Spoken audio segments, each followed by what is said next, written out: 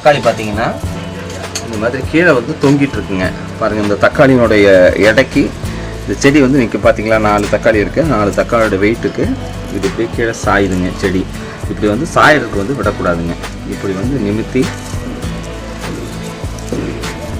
கீழே இந்த தண்டு இந்த விளிம்புலேருந்து ஒரு கயிறு டொயின்னு இந்த மாதிரி ஏதாவது கம்பி போட்டு சுற்றி இதில் வந்து கட்டி விடணுங்க.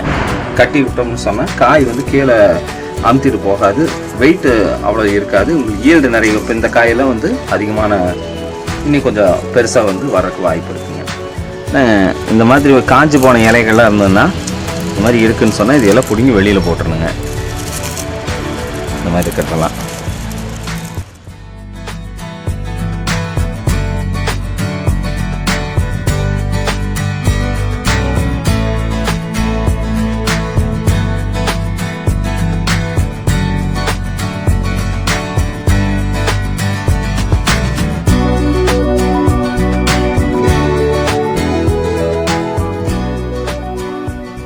வந்து இப்படி ஒரு கைப்பிடி அளவு எடுத்துட்டுங்க சார்.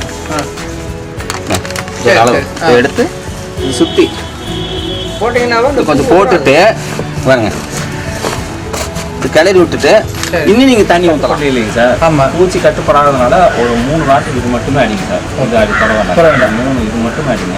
இதை ஒரு 3 வாரத்துக்கு அடித்ததுக்கு அப்புறமா அதுலேருந்து இது ஒரு வாரம் அடிங்க, அது ஒரு வாரம் மாற்றி மாற்றி வச்சு.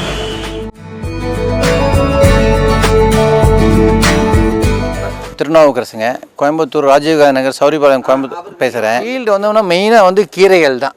கீரை நல்லா எடுத்தோம், வெண்டைக்காய் கொஞ்சம் எடுத்துச்சு, தக்காளி அதை நீங்கள் வந்து சரியாக சொல்லணும். என்ன மருந்து போடணும், எவ்வளோ உரம் போடணும், எத்தனை நாளைக்கு ஒரு முறை உரம் போடணும், எவ்வளோ அந்த மருந்து இருக்கும், பூச்சி வராமல் என்ன பண்ண முடியும், இதெல்லாம் நீங்கள் சொன்னீங்கன்னா நாங்கள் அதை ஃபாலோ பண்ணி நம்ம நல்லா பண்ணிகிட்டு இருக்கலாம். ரொம்ப நல்லா இருந்தது, எல்லாமே க்ரீனிஷாக இருந்தது. கீரையெல்லாம் அருமையாக வந்தது, நல்லா இருந்தது, குவாலிட்டி வைஸு நல்லாவாக இருந்தது.